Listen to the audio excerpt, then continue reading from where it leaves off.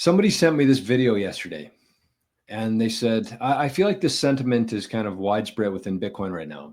They said, I saw this video. It makes me a little bit nervous. I'm not really sure what to think about it. I want to hear your thoughts on it. So I watched the video. It's only about 3 minutes long. We're going to watch it here. And so I sent him about I don't know, whatever you'd call it, 3-page text reply with my thoughts on it. And so I wanted to share because I think that these are the kind of things that we need to be talking about within Bitcoin. We can't just be, happy when the price is going up. We can't just be excited when states are buying Bitcoin. We need to look at some of the potential threats for Bitcoin and why it's not as bad as maybe it's let out to be. So this is one. And this video is called "The Biggest Threat to Bitcoin is Elon Musk." Question mark, exclamation mark.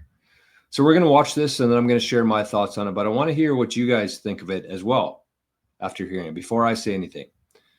So here he is. This is Rich Makes You Rich. I guess I need to bring it up.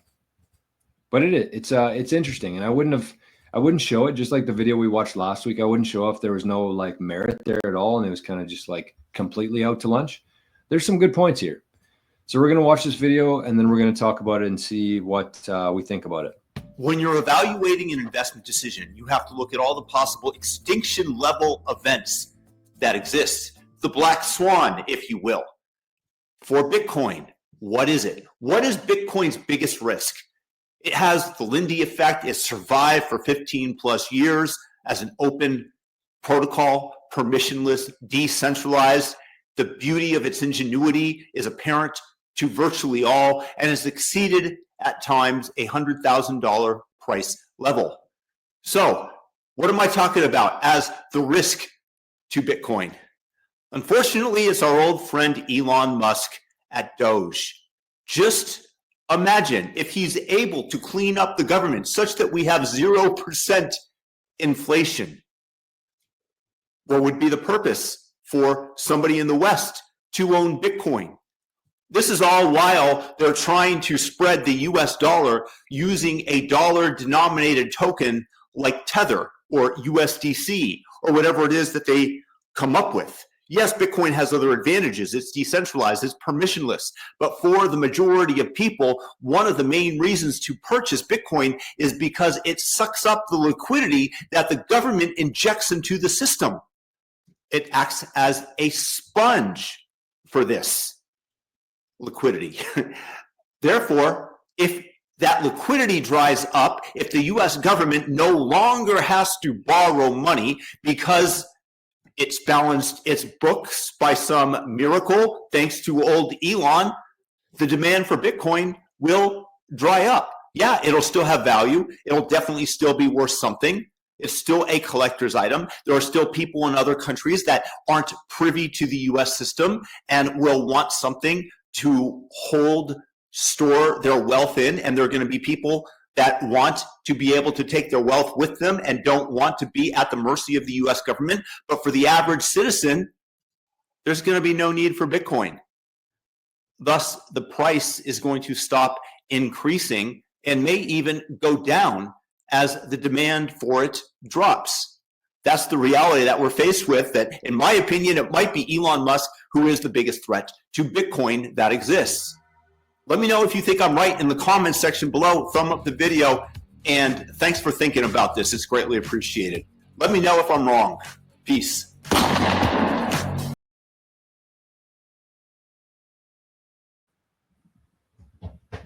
How about those fancy graphics and gun noise at the end? Guy's not messing around. That is Rich Makes You Rich. Unless you listen to Rich, then you're not going to be very rich. I mean, honestly, the guy had some good points. I'm not going to lie. I see some comments in here already. LOL, is he serious? But the guy had some good points. Like, it's true. It's absolutely true. If Elon and the US government can, start moving in the right direction, run a neutral budget, maybe even a surplus eventually, who knows? The demand for Bitcoin could dry up. I think he's thinking very short term with this. Like absolutely, when you're thinking day to day, week to week, even year to year, this sort of logic does make sense, because in that case, the US dollar would just continue to rise. If the government could manage to get a hold of its spending to increase its revenues, its intake, reduce its outflows, then yes, the dollar will go up. The value for it will go up, and there wouldn't be as much of a need to hold something like Bitcoin in that situation. But we have to keep in mind here that that's not the only reason why Bitcoin is going up, because the US has been adding numbers to their balance sheet, creating free money essentially. That's not the only reason why Bitcoin's been going up in value. And I think it's important to kind of note right off the start that yes, Bitcoin for the last 10 years has gone up 60% per year on average. That's its compound annual growth rate. But if you compare that to real terms, it's not up that much. It's really not. It's up compared to everything else, but it's like not up that much, 60%. It might be like 40, which is still, extraordinary, but like inflation, let's say it's running from 10, 15, 20%. It's high, like it's serious. You look at the prices of anything right now and it's kind of laughable, but it's also sickening. For the people who are holding their wealth in dollars right now, everything's getting much more expensive. For the people who are holding their time and energy in Bitcoin, everything's getting cheaper. That's the big disconnect right now. So what this guy's saying is that if the US was able to balance its budget, the demand for the US dollar would go up. It would hold its purchasing power longer, essentially. In like a 10-second blurb, that's essentially what he's saying there. But again, it's not just the US printing money that's causing Bitcoin to go up. There's a whole slew of reasons why this thing is extremely valuable. But I'll just read a couple things that I sent to him, because I want to make sure that I'm kind of staying on point here. So I said a few key things to note would be that there's only 5% of the Bitcoin to be mined for the next 100 years. 5% for the next 100 years will be mined, which is going to create a very interesting dynamic, as the Bitcoin has to be bought from individuals holding Bitcoin. This will ultimately, the people who are holding Bitcoin right now, like me, like you, we're the ones who are going to set the price on this thing. And that's the interesting thing to me, which will ultimately, as this big money that we were talking about before, like the hedge funds, the state pension funds, the big pools of money who want Bitcoin, they're going to have to buy it from us. So we kind of set the price here. We've looked at this chart ad nauseum for the last couple of weeks of who owns the Bitcoin right now. And for the big capitals of pool, if they want to increase their number of Bitcoin that they hold, they're going to have to get it from us. Because again, 5% of the Bitcoin supply for the next 100 years, that's it. That's the only 5% is their maximum. If they got every single coin that was mined for the next 100 years, they increase their holdings by 5% max. So it's going to come from us. And Bitcoin is incredibly useful in a lot of ways other than just being a sponge. So we're going to be the ones who set the price. And the other thing here is that the demand is going to be driven by the big pools of capital, plus the other 99% of the population who has not showed up to this party yet. So between those two things, us holding the Bitcoin, the price is probably going to go up significantly in the coming years. Plus, it's a big hypothetical. He's saying if the US balances the budget. All we've seen so far is a couple of tweets, a couple, some light being shone on a couple very sketchy areas of the US government. It might happen. It might not. It's a complete hypothetical right now, whether or not the US government will balance the budget and pay off its $37 trillion worth of debt. That's a pretty big if. I would honestly side with Elon here and say that I do think that there's a chance that they could actually balance the budget. I do. Because there's just so much waste out there. And if you mix in income taxes, tariffs, and eventually Bitcoin mining, I do think that the US will eventually turn it into a surplus. But these are two totally different things. The dollar can be created by a small group of people, can be printed. Doesn't take any sort of real world energy or work to create those dollars. Bitcoin, you cannot do that with. It is hard, scarce money, hard, scarce capital. So over the long run, when you have two different things like that, one you can print, one you cannot print, the capital will continue to flow into Bitcoin over time. It doesn't matter if the budget's balanced. It doesn't matter. That's a very small part of this equation here. And the other thing I said, hold on. The other thing I said to him was that this is kind of like the bottom line. This is how I summed it up to him. I said, even if Bitcoin does happen to stay at $100,000 per Bitcoin, which was kind of his prediction there, that Bitcoin's not going to go up very much and it might actually start coming down,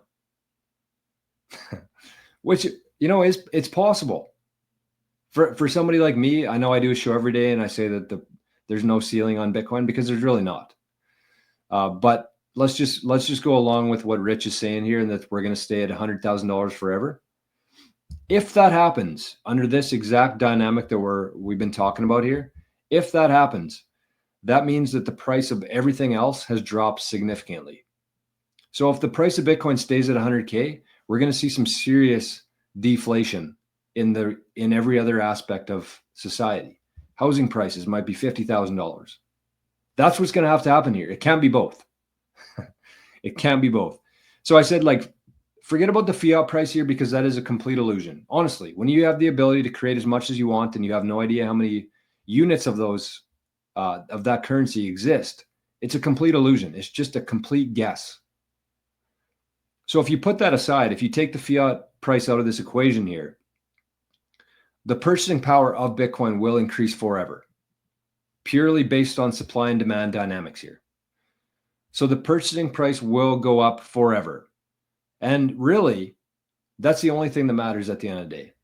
Because you have to consider this, even if the price of Bitcoin went to $1 million next week, but the price of the average house went up to $800,000 per house, we haven't really gotten ahead at all. It's just everything's going up and Bitcoin's going up with it. But because of the dynamic where there are certain assets that you can print and you can create without any real work or energy, and you have an asset over here called Bitcoin that requires real world energy, proof of work, and that you cannot create more of, all of the fake assets will flow into that over time. So put the fiat price out of the equation here. Purchasing power of Bitcoin will go up forever because of the fixed and scarce supply. That's it. So am I worried about this? No. Because again, even if the price of Bitcoin stayed at $100,000, that means that everything else has dropped significantly. And I don't know if that's going to happen. It might, but not anytime soon. So these kind of theories, these kind of videos, these always pop up when we're sideways for a while, when there's a lot of hype, and then we kind of go down and then we chop for a while. But like within a couple of weeks here, when the price of Bitcoin's like $200,000 or $300,000 per Bitcoin, Rich is going to look pretty silly. So that's kind of my thoughts on it. And yeah, exactly. Like this is what I'm talking about. $36 trillion worth of debt got to be settled somehow, some way, plus the ability to just create more out of literal thin air. That has to flow into Bitcoin. And it's actually not just going to be like the inflation that flows into Bitcoin, right? And this is like the kind of the other point that he's missing here, is that with Bitcoin unlocks the worldwide economy. So all of the productivity now of the world, whether you're a server, whether you're an accountant, whether you're a guy on YouTube, whether you're doing something online, the internet and Bitcoin now, with the ability to send micropayments across the web, that unlocks the whole economy. And that's why when people say like it's impossible for Bitcoin to hit $100 million because there's not even that much capital in the world.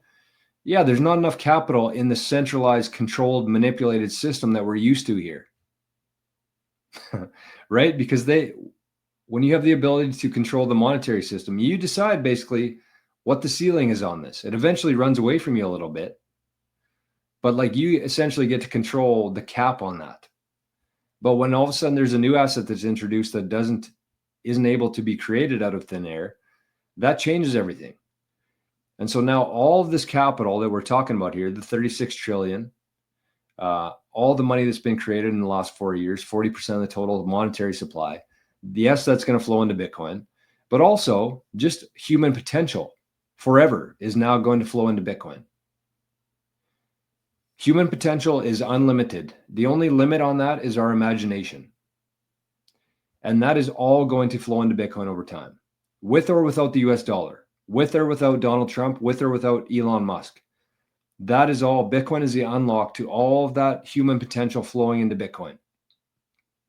So again, some decent points raised here, but overall, kind of out to lunch. I don't know how well, I haven't checked out any other videos on his channel. I'm not sure if he's a Bitcoiner or not. I just watched the video and that was kind of my take on it. So that was fun.